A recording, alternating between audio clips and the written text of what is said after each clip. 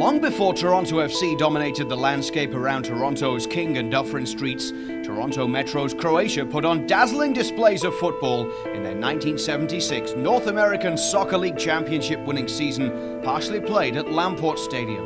As adversity struck at mid-season during a scoring rut, the club regrouped under joint coaches Domagoj Kapitanovic and Marian Bilic.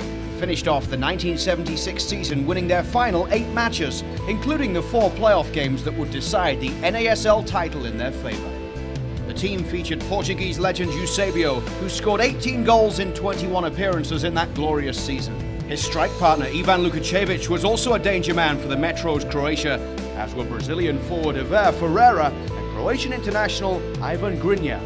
Notable Canadians on Metros-Croatia included goalkeeper Zeljko Bilecki, Carmen Marcantonio, and defender Bobby Arushi, who now works as an on-air radio soccer analyst and colour commentator in Toronto. Metros-Croatia finished second in the Atlantic Conference's Northern Division that season behind Chicago, but they made it to the playoffs where they edged the Rochester Lancers 2-1 at Varsity Stadium on August 18th.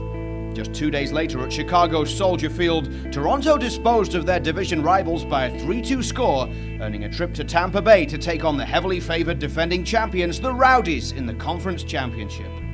After only 4 days of rest, including travel time, Toronto beat the Rowdies in Florida by 2-0, earning a trip to Soccer Bowl and becoming the first Canadian team to do so. The club travelled across America to Seattle's Kingdome with only 4 more days of rest, where the culmination of months of hard work and defeating adversity came down to one final showdown against the Minnesota Kicks.